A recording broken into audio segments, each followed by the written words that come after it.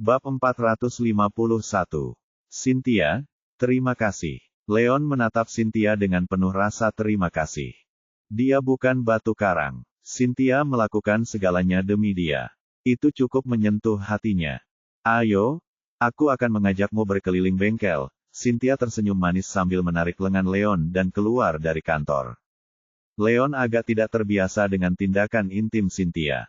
Akan tetapi, mengingat betapa Cynthia sangat tulus dan terus terang, ditambah fakta bahwa Cynthia berusaha sekuat tenaga untuk menolongnya, dia pun membiarkan Cynthia melakukan apa yang diinginkannya. Synshan adalah perusahaan farmasi yang terutama memproduksi obat-obatan umum. Lokakarya tersebut terutama membahas hal-hal tersebut. Leon sudah menuliskan beberapa pil unik melalui pengetahuannya tentang perusahaan tersebut. Dengan pil tersebut, di samping pil pemelihara energi yang membantu perusahaan meningkatkan reputasinya, produksi mereka meningkat pesat. Di masa mendatang, Synshan mungkin tidak perlu waktu lama untuk memantapkan dirinya di dunia farmasi Springfield City.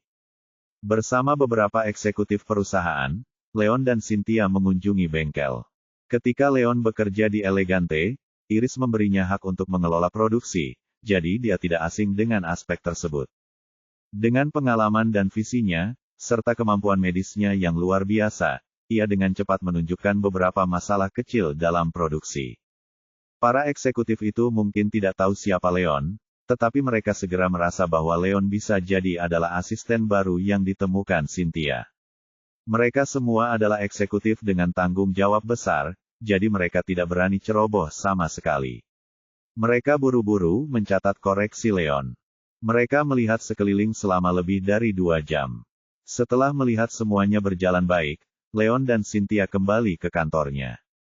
Cynthia, kamu adalah seorang gadis yang bahkan belum lulus dalam waktu yang lama, tetapi kamu telah berhasil mengelola perusahaan sebesar ini dengan sangat baik. Kamu cukup pandai dalam manajemen. Leon tidak bisa menahan diri untuk tidak memuji. Cynthia tersenyum senang, tentu saja.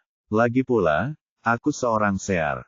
Aku sudah mendengarkan hal-hal ini sejak aku masih muda. Itu wajar saja. Tapi kamu yang terburuk. Kamu melemparkan semua tanggung jawab kepadaku. Aku baru saja menderita. Bukankah seharusnya kamu memberiku kompensasi yang pantas? Canda Cynthia. Kompensasi seperti apa yang kamu inginkan? Tanya Leon.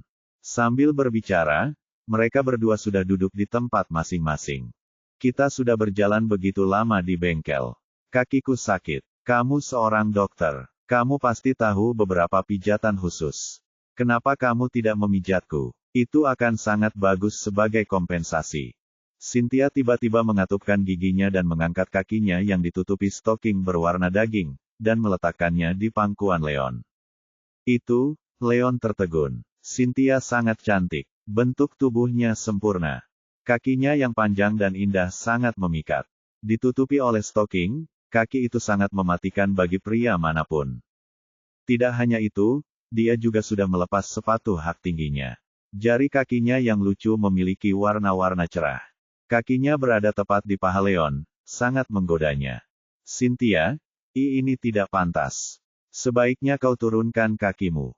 Bab 452. Jantung Leon berdetak cepat. Ia begitu gugup hingga telapak tangannya berkeringat. Jantungnya hampir melompat keluar dari tenggorokannya. Dia adalah pria yang sangat normal dan berdarah panas. Tidak mungkin dia bisa menahan godaan itu. Pada saat itu, yang diinginkannya hanyalah memainkan kaki Cynthia dengan tangannya, tetapi akal sehatnya menghentikannya. Apa yang tidak pantas dari ini?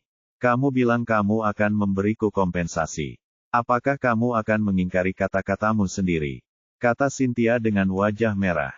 Sebenarnya, bukan hanya Leon yang merasa gugup. Ia bahkan lebih gugup dan merasa sangat malu. Ia bahkan tergoda untuk menyerah saja. Namun, demi semakin dekat dengan Leon dan mendapatkan tempat di hatinya dengan cepat, dia mengatupkan giginya dan memegangnya erat-erat. Leon menelan ludah. Dia memang ingin membalas kerja keras Cynthia, tetapi imbalan itu terlalu menggiurkan. Itu sama sekali tidak terasa seperti imbalan. Dia malah merasa dihargai. Cynthia, pria dan wanita punya batasan. Bukankah sebaiknya kamu memilih yang lain? Kata Leon. Tidak, kakiku sangat sakit, aku ingin dipijat. 11. Cynthia menahan rasa malunya. Nada bicaranya yang manis hampir melelehkan tulang Leon. Baiklah kalau begitu. Kau sendiri yang memintanya. Kalau aku tidak pandai memijatmu, jangan salahkan aku, Leon memutuskan. Karena Cynthia tidak takut sama sekali, apa yang harus dia tahan?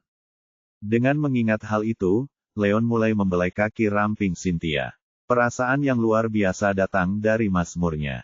Pengobatan alternatif sangatlah kompleks. Berbagai pijatan dapat membantu meredakan kelelahan. Leon menarik napas dalam-dalam, menyingkirkan pikiran-pikiran yang melayang sembari mengumpulkan energi spiritualnya, memijat titik-titik tekanan Cynthia. Dengan gerakan Leon, kehangatan energi spiritual mulai meresap ke dalam anggota tubuh Cynthia.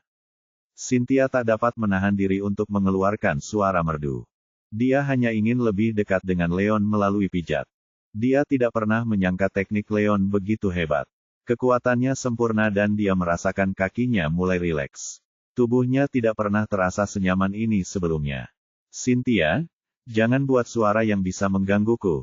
Leon tak dapat menahan diri untuk tidak menggigil. Ia berusaha sekuat tenaga untuk menenangkan diri, tetapi suara Cynthia terlalu menggoda. Itu memengaruhi hatinya. Seberapa kuat pun tekadnya, tidak mungkin dia tidak terpengaruh. Terlalu nyaman. Aku tidak bisa menahan diri. Fokus saja pada pemijatan. Apa salahnya aku membuat suara-suara? Tanya Cynthia. Itu, Leon terdiam. Tentunya dia tidak bisa memberitahu Cynthia bahwa dia sedang tergoda. Leon, ada kaki yang lain. Bantu aku memijatnya. Cynthia meletakkan kaki satunya di pangkuan Leon. Kedua kakinya tampak sangat menggoda saat dibalut stoking. Baiklah, kata Leon dengan susah payah. Ia berusaha menenangkan diri sambil terus memijat Cynthia.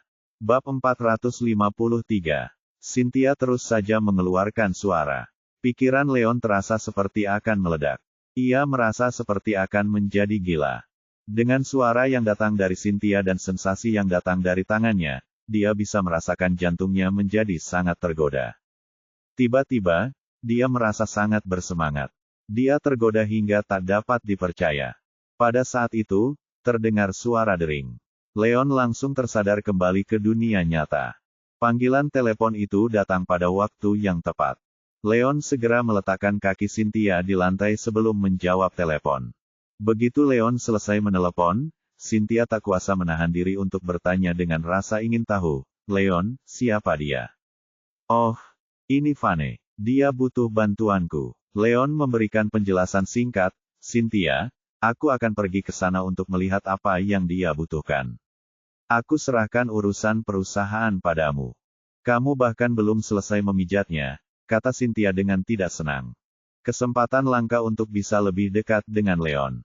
Tentu saja, dia tidak rela melihat Leon pergi di tengah-tengah kesempatan itu. Namun, dia tahu bahwa Leon juga cukup bersahabat dengan Vane. Ketika mereka berada di kediaman Sander, Vane menyinggung Anson dan Jacob demi Leon. Tidak mungkin Leon menolak membantu Vane saat itu. "Kenapa kita tidak melakukannya saja? Kamu harus memijatku sekarang. Lain kali, kamu bisa melanjutkannya," usul Cynthia. "Kalau begitu, mari kita bicarakan itu nanti," kata Leon sambil sakit kepala. Dia tidak setuju tetapi juga tidak menolak. Lagi pula, pijatan itu terlalu menggoda. Dia merasa sulit untuk berdiri, jadi dia tidak berani menyetujuinya begitu saja. Cynthia sama sekali tidak berpikir demikian. Dia bertindak seperti yang disetujui Leon, dan tersenyum senang. Tanda pisah. Di Blue Moon Bar. Ketika Leon tiba, dia melihat Vane dan Mason di sebuah ruangan. Kedua belah pihak saling menyapa sebelum duduk. "Tuan Poole, apakah Anda membutuhkan saya untuk sesuatu?" tanya Leon dengan lugas. "Biar aku jelaskan, Tuan Serigala, begitulah adanya." Mason menceritakan semuanya pada Leon. Sejak Sander dilumpuhkan oleh Leon, Mason berhasil mengambil kesempatan untuk mendapatkan banyak wilayah lama Sander. Namun, Sander adalah seseorang yang bersama Raja Utara. Raja Utara tidak bisa begitu saja membiarkan Mason menelan wilayah Sander. Dalam 2 hari terakhir, ia mengirim berbagai ahli untuk menekan Mason, mencoba membuat Mason mengembalikan wilayah tersebut. Tentu saja Mason tidak mau. Dia berencana untuk mendapatkan bantuan Leon, tetapi dia merasa Leon bukan bagian dari dunia bawah, jadi itu tidak pantas. Akhirnya, dia memikirkannya matang-matang dan memutuskan untuk meminta bantuan Raja Selatan. Untuk mendapatkan bantuan Vincent, dia segera setuju untuk memberikan Vincent 20% dari penghasilannya dalam 2 tahun ke depan. Tidak mungkin Raja Selatan hanya bisa berdiam diri dan melihat Mason diganggu. Jadi, hal itu dengan cepat menjadi konflik antara kedua raja tersebut. Tentu saja, kedua raja itu adalah tokoh yang luar biasa besar. Mereka tidak mungkin saling bertarung hanya karena masalah kecil seperti itu. Mereka berdua segera memutuskan untuk membiarkan anak-anak mereka menghadapinya. Mereka akan dapat mengambil kesempatan untuk melatih anak-anak mereka juga. Bab 454. Pertarungan tentu saja berakhir di tangan Vane dan Jacob. Vane menginginkan bantuan Leon untuk menghadapi Jacob. Jadi, itulah yang terjadi, kata Leon setelah menyadarinya. Setelah itu, ia bertanya, Tuan Paul, apa yang Anda inginkan dari saya untuk membantu Anda? Jacob dan aku punya kesepakatan. Agar masalah ini tidak berlanjut ke tahap yang lebih serius, kami berencana mengadakan pertandingan persahabatan untuk menyelesaikan konflik ini. Wilayah Sander menjadi taruhannya. Siapapun yang memenangkan pertandingan akan mendapatkan wilayah itu, jelas Vane. Asal dia menang, Mason akan mendapatkan semua wilayah.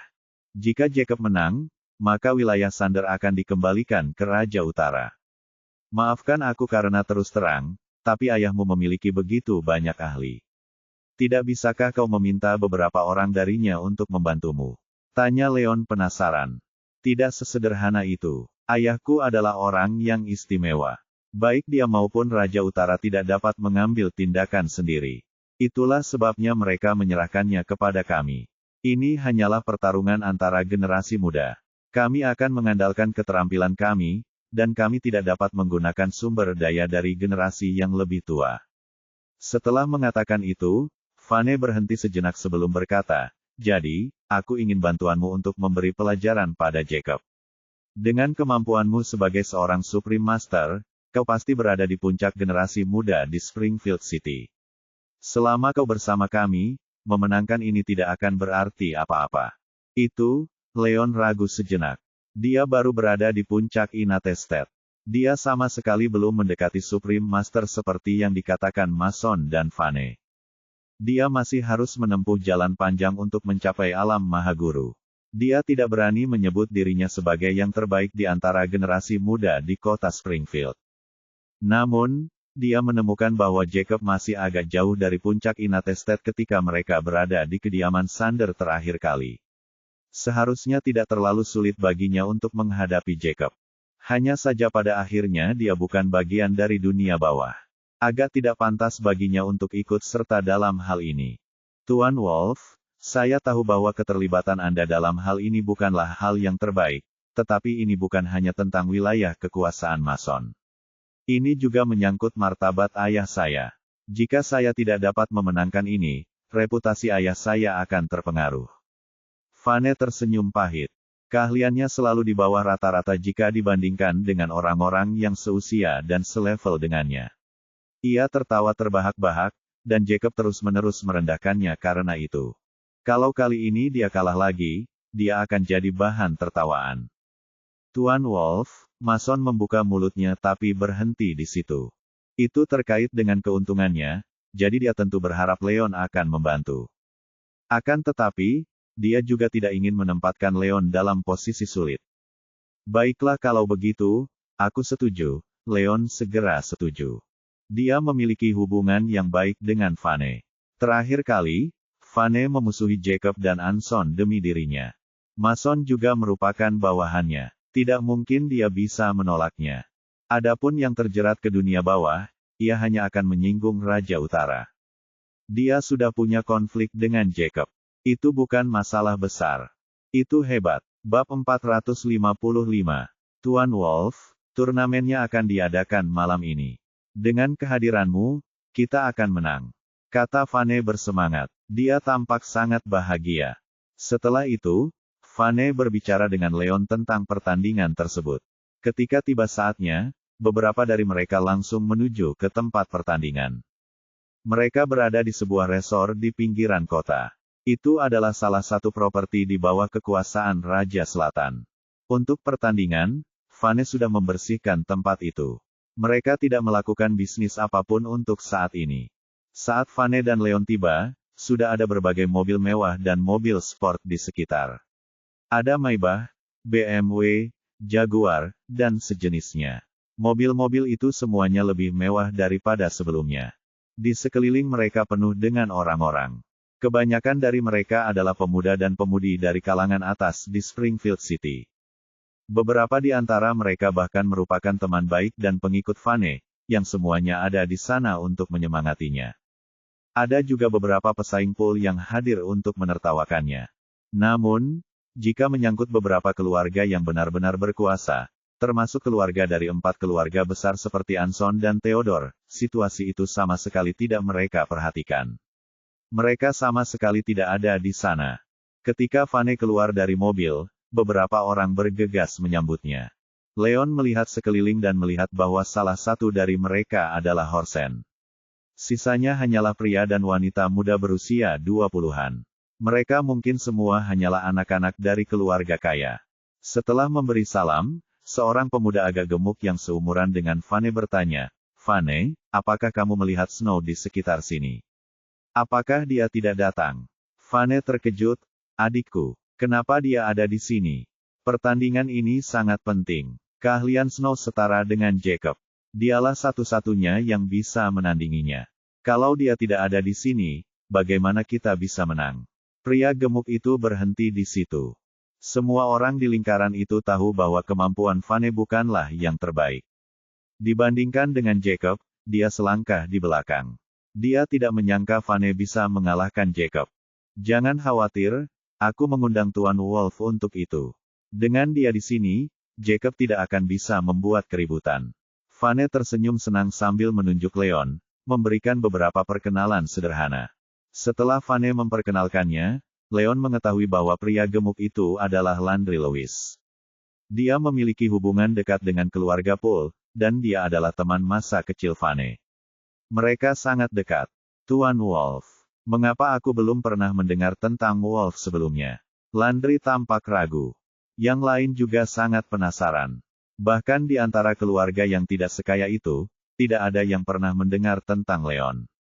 Semua orang memiliki reaksi yang aneh terhadapnya. Tidak dapat menebak mengapa Vane menemukan orang yang tidak disebutkan namanya untuk membantu. Tepat pada saat itu, sebuah Ferrari merah terdengar datang dari jauh. Mobil itu mendekat dan berhenti dengan indah di depan Vane. Pintunya terbuka dan 2 kaki panjang terlihat keluar, menarik banyak pandangan. Bab 456. Dia adalah seorang wanita cantik luar biasa yang berusia sekitar 28 tahun. Dia memiliki tubuh yang tinggi dan glamor, dan mengenakan kacamata hitam yang modis. Ia mengenakan pakaian serba hitam yang memeluk erat bentuk tubuhnya, membuat sosok iblisnya tampak menonjol. Dia adalah saudara perempuan Vane, Snowpool. Snow juga merupakan salah satu dari 4 wanita tercantik di Springfield City, yang menduduki peringkat ketiga. Ia memiliki aura yang sangat seksi di sekelilingnya, dan ia memiliki cara alami untuk menarik perhatian semua orang. Ia adalah wanita terseksi di mata banyak pria. Penampilannya dengan cepat menyebabkan kehebohan di antara orang banyak. Beberapa pria segera menatapnya dengan tatapan berapi-api dan penuh obsesi. Mereka tidak menginginkan apapun selain menjadikan wanita seksi itu milik mereka. Bahkan Leon, yang sudah terbiasa melihat wanita cantik, tak kuasa menahan rasa kagumnya. Ia merasa seperti melihat wanita yang cantik dan dingin. Snow adalah tipe yang luar biasa cantik dan unik di saat yang bersamaan. Dia memiliki pesona dan daya tarik wanita dewasa, tetapi ekspresinya benar-benar dingin. Seperti bunga mawar dengan duri di sekelilingnya yang tidak dapat disentuh. Penampilannya yang berapi-api dan sikapnya yang dingin dan anggun adalah 2 aura yang saling bertentangan yang ada padanya, tetapi keduanya sama sekali tidak terasa bertentangan. Sebaliknya, hal itu membuatnya tampak lebih menakjubkan. "Itu Snow." "Vane, bukankah kau bilang kalau Snow tidak akan datang? Sepertinya kau sengaja menahanku." Landry meraih lengan Vane saat menyadari kehadirannya. Dia tahu bahwa Snow sangat terampil. Dengan Snow di dekatnya, dia merasa jauh lebih tenang. Adapun Leon, yang dibawa Vane untuk membantu, dia sama sekali mengabaikan Leon. Vane terdiam. Ayahnya menyerahkan sepenuhnya tanggung jawab atas masalah ini kepadanya, maka dia tidak tahu mengapa adiknya tiba-tiba ada di sana. Setelah itu, dia bergegas mendekat dengan rasa ingin tahu, Snow, kenapa kamu ada di sini? Ayah mendengar tentang pertandinganmu melawan Jacob. Dia khawatir kau tidak akan mampu mengatasinya, jadi dia memintaku untuk membantumu. Snow melepas kacamata hitamnya. Ia tampak sangat anggun saat melakukannya dan ditambah dengan keseksian tubuhnya, aura yang sangat dewasa pun terpancar. Kali ini, bukan hanya reputasi Raja Selatan yang dipertaruhkan, tetapi juga wilayah yang berada di bawah namanya. Jika Vane kalah, itu akan memalukan. Jadi, Vincent mengirim putrinya untuk membantu Vane. Tidak perlu. Aku sudah mendapatkan bantuan dari seorang ahli yang sangat terampil. Semuanya akan baik-baik saja. Vane meyakinkan. Kau punya ahli yang terampil. Di mana orang itu? Kenapa aku tidak melihatnya? Snow terkejut. Pandangannya menyapu Leon, Landry, dan yang lainnya, tetapi dia tidak melihat seorang pun yang tampak sangat kuat. Dia orangnya. Snow, perkenalkan. Ini Leon Wolf. Tuan Wolf, ini adikku, Snow. Vane menunjuk Leon dan memperkenalkannya secara singkat. Nona Poole, halo. Kon tersenyum dan menyapa dengan sopan. Tuan Serigala, aku belum pernah ditipu. Snow bersikap tidak sopan pada siapapun seperti itu. Vane, kamu masih cukup muda. Mungkinkah kamu seperti itu saat dia menatap Leon dengan tatapan dingin? Dicambuk saat dia menunjukkan. Bab 457. Hal itu membuat Leon dan Vane merasa sedikit canggung. Snow, jangan bicara omong kosong. Leon adalah seorang mahaguru. Hanya saja dia tidak banyak dikenal, jadi tidak banyak orang yang pernah mendengar tentangnya. Vane buru-buru menjelaskan. Apa? Dia seorang mahaguru. Bagaimana mungkin? Snow terkejut. Dia segera menatap Leon lagi, dan semakin yakin bahwa Leon adalah seorang penipu. Lingkaran seni bela diri di Springfield City tidak terlalu besar. Di antara para pemuda, dua karakter yang paling menonjol adalah Harvey dan Anson. Leon masih muda. Kalau dia seorang Supreme Master, dia pasti lebih terkenal dari mereka berdua. Tidak mungkin dia tidak dikenal. Benar sekali, itu tidak mungkin. Landry dan yang lainnya juga terkejut. Mereka berpikiran sama seperti Snow. Tak seorang pun dari mereka merasa Leon bisa menjadi seorang mahaguru. Itu sama sekali tidak realistis. Nona Poole, apa yang dikatakan Tuan Poole itu benar. Saya jamin, Tuan Wolf adalah seorang mahaguru. Kata Mason. Diam, aku bisa membedakan mana yang nyata dan mana yang tidak. Kau tidak punya hak bicara dalam hal ini. Snow melotot ke arah Mason. Mason langsung diam. Horsen melangkah maju untuk mencoba mengatakan sesuatu juga, tetapi dia dengan cepat menelan kembali kata-katanya saat melihat apa yang terjadi pada Mason, dan tidak ingin mengikutinya. Snow, Tuan Wolf adalah seorang mahaguru. Aku melihatnya sendiri. Kenapa kau tidak percaya? Vane bersikeras. Cukup mudah bagiku untuk mempercayainya. Minta saja dia untuk menunjukkan energinya yang sebenarnya. Aku ingin tahu kapan seorang mahaguru muncul di antara para pemuda di kota Springfield. Kata Snow sambil menatap Leon dengan dingin. Tuan Wolf, adikku tidak percaya pada kemampuanmu. Kenapa kau tidak menunjukkannya padanya? Kata Vane bersemangat. Leon tertegun. Dia tidak pernah berada di level mahaguru. Dalam hal seni bela diri, dia hanya berada di tahap akhir acquired state. Jika dia menunjukkan energi aslinya, dia hanya akan ditertawakan. Tuan Poole, sejujurnya, Anda dan Mason keliru.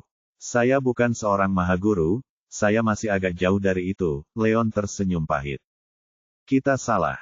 Vane dan Mason sama-sama tercengang, tidak menyangka akan mendapat hasil seperti itu. Namun, keduanya tahu bahwa Vane pernah mengalahkan Horsen dan Sander dalam satu pukulan sebelumnya. Sekalipun Vane bukan seorang mahaguru, dia pasti setidaknya berada di puncak keadaan bawaan. Mereka berdua merasa bahwa Leon mungkin hanya tinggal sedikit lagi untuk menjadi seorang Supreme Master. Kau penipu. Snow menatap Leon dengan jijik. Snow, bukan seperti itu. Tuan Wolf sebenarnya, Vane sangat cemas, dan ingin menjelaskannya. Namun, dia disela oleh Snow sebelum dia bisa menyelesaikannya. Tidak apa-apa, kamu tidak perlu mengatakannya lagi. Teman-teman, cepat selesaikan penipu ini. Aku tidak perlu menemuinya lagi.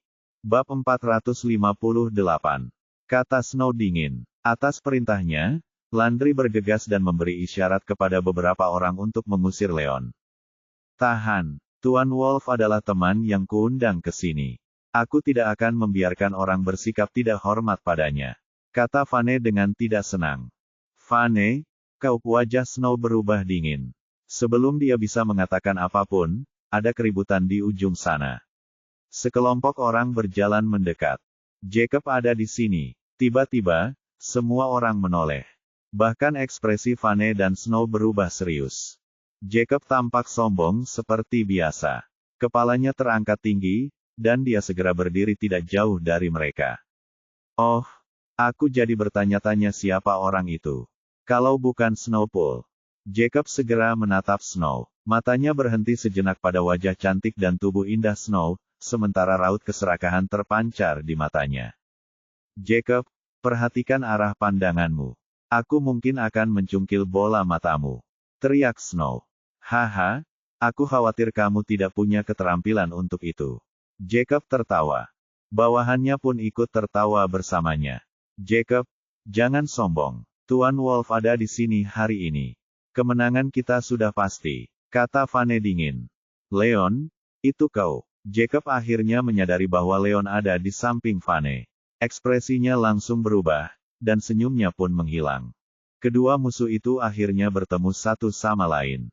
Ketika mereka berada di kediaman Sander, dia jatuh ke tangan Leon dan harus mengakui kekalahan sebelum dia pergi. Itu menjadi penghinaan terbesar yang pernah dideritanya. Melihat Leon lagi, tidak mungkin dia akan bahagia.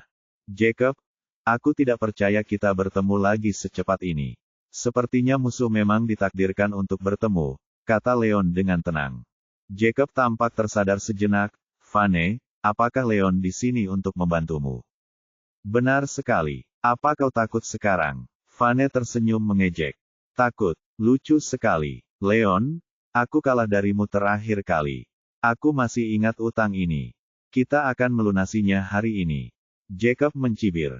Meskipun sebelumnya ia pernah berkonflik dengan Leon, mereka berdua tidak pernah benar-benar bertarung saat itu. Ia tidak tahu seberapa kuat Leon. Namun, ia selalu sombong. Ia merasa bahwa selain Anson, Harvey, dan Theodore, tidak ada seorang pun di antara pemuda Springfield City yang sebanding dengannya. Tidak mungkin dia akan menganggap Leon tinggi. Snow, Landry, dan yang lainnya terkejut mendengarnya. Mereka mengira Leon adalah seorang penipu, tapi ternyata Jacob mengenal Leon, dan bahkan pernah kalah dari Leon. Jacob setara dengan Snow dan Vane. Fakta bahwa Leon berhasil mengalahkan Jacob berarti dia bukan orang biasa. Tiba-tiba, Snow dan Landry merasa tidak yakin, tidak tahu apa yang sedang terjadi. Jacob, hentikan omong kosongmu. Kita tunggu saja apa yang terjadi nanti. Kata Vane dingin. Bab 459. Aku juga berpikir begitu. Jangan khawatir, aku akan bermain sampai akhir. Jacob mencibir. Setelah itu, kedua belah pihak kembali ke kubu masing-masing dan mulai berbicara tentang pertandingan. Pertandingannya sangat sederhana. Kedua belah pihak akan mengirimkan 5 peserta, satu persatu. Pemenangnya akan tetap bertahan, sedangkan yang kalah harus keluar. Pertandingan akan terus berlanjut hingga satu pihak benar-benar tersingkir. Vane mengumpulkan semua orang, biar aku yang atur 5 orang yang akan berpartisipasi. Tidak perlu. Aku akan mengurus semuanya mulai sekarang. Kata Snow tegas. Setelah itu, dia segera mengatur segalanya. Kedua penjaga Vane akan bertarung di 2 ronde pertama, dan Mason akan bertarung di ronde ketiga, dan Horsen di ronde keempat. Dia yang terkuat, jadi dia akan menjadi kartu truf pada akhirnya. Bagaimana kau bisa melakukan itu? Bagaimana dengan Tuan Wolf? Vane terkejut, dan langsung menentangnya. Apa gunanya perkelahian yang curang? Apakah dia seharusnya datang dan mempermalukan kita? Kata Snow dingin. Sekalipun dia memandang Leon dengan lebih baik setelah kata-kata Jacob, Leon tetap saja seorang penipu. Dia sudah menunjukkan banyak kebaikan pada Vane dengan tidak mengusir Leon. Bagaimana dia bisa membiarkan Leon bertarung? Snow, aku tidak bisa menjelaskan masalah Tuan Wolf kepadamu sekarang, tetapi ayah menugaskanku untuk memimpin pertandingan ini. Tuan Wolf diundang ke sini, kau harus membiarkannya bertarung. Kata Vane tegas. Dasar bodoh. Snow geram, tidak mengerti mengapa kakaknya begitu menghargai penipu itu. Namun, itu hanya bagian kecil dalam pertandingan. Dia tidak ingin membuat masalah menjadi bahan tertawaan dengan bertengkar dengan saudaranya hanya karena hal sepele. Baiklah, karena kau bersikeras agar dia naik, maka aku akan memberinya tempat, kata Snow dingin sebelum menata ulang rencananya. Mereka akan membiarkan salah satu pengawal Vane memulai sebelum Mason dan Horsen bertugas pada pertandingan kedua dan ketiga. Dia akan mengambil pertandingan keempat, sementara Leon akan berada di akhir. Tentu saja, Snow membuat pengaturan itu karena dia tidak ingin Leon ikut serta. Dia hanya berpikir bahwa Leon adalah seorang penipu tanpa keterampilan apapun. Mereka hanya akan malu jika Leon bertarung. Dengan kemampuannya, Leon bisa saja menyerah jika tidak bisa memenangkan ronde keempat. Setidaknya mereka bisa terhindar dari rasa malu. Vane tidak berpikir begitu. Ia mempercayai kemampuan Leon. Semuanya akan baik-baik saja asalkan adiknya mengizinkan Leon bertarung. Tidak masalah di ronde mana Leon berada. Selama Leon ada di sana, dia yakin mereka akan menang. Tidak lama setelah itu, pertandingan resmi dimulai. Karena dia yang terakhir, Leon tidak terburu-buru. Dia langsung berjalan menuju tempat istirahat. Di sana sudah tersedia makanan, minuman, dan buah-buahan. Leon duduk di kursi dan mulai memakan apel. Snow sangat marah melihat sikap santai Leon. Semua orang saat itu fokus pada pertandingan, memikirkan bagaimana mereka bisa menang. Namun, Leon bertingkah seolah-olah dia sedang berlibur, sama sekali tidak terlihat seperti ahli bela diri. Dia semakin yakin bahwa Leon adalah seorang penipu saat itu.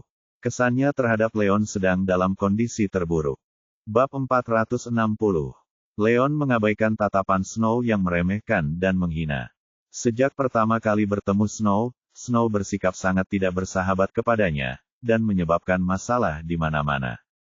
Dia pasti sudah pergi jika dia tidak dekat dengan Vi dan jika dia tidak berjanji untuk membantu Vane.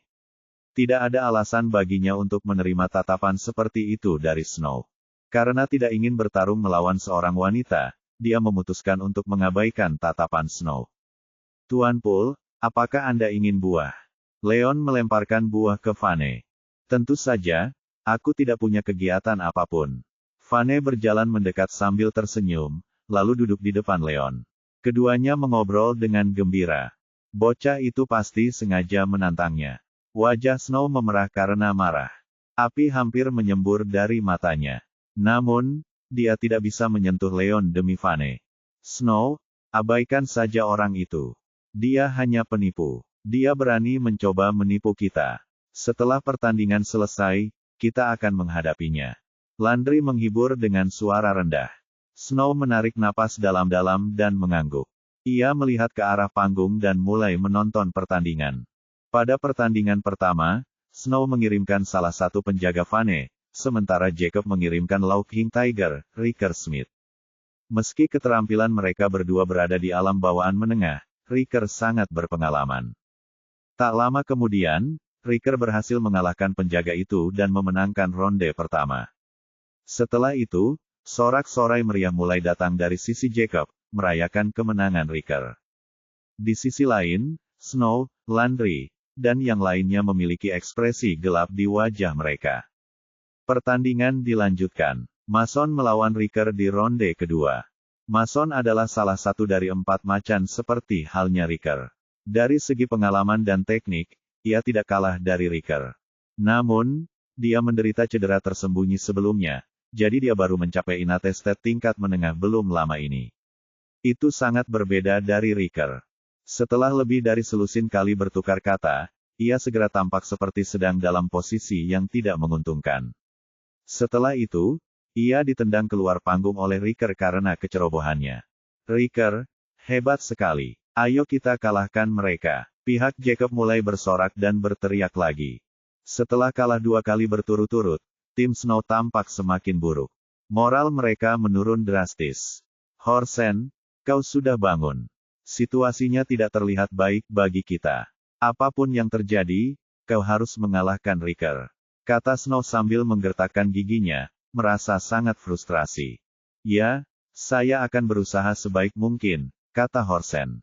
Riker kurang lebih berada di level yang sama dengannya, tetapi Riker tidak pernah bermain adil. Riker selalu punya trik tersembunyi, jadi itu bukan lawan yang mudah bagi Horsen. Di ronde ketiga, sang harimau bersurai besar, Horsen, berhadapan dengan sang harimau tertawa, Riker. Horsen tahu bahwa Riker itu licik, jadi Horsen menggunakan kekuatan penuhnya sejak awal, menyerang Riker dengan banyak pukulan. Pukulan demi pukulan datang silih berganti, tak memberi kesempatan bagi Riker untuk berbuat curang. Meskipun Riker berada pada level yang sama dengan Horsen, ia mengeluarkan cukup banyak energi sejati setelah bertarung 2 ronde berturut-turut.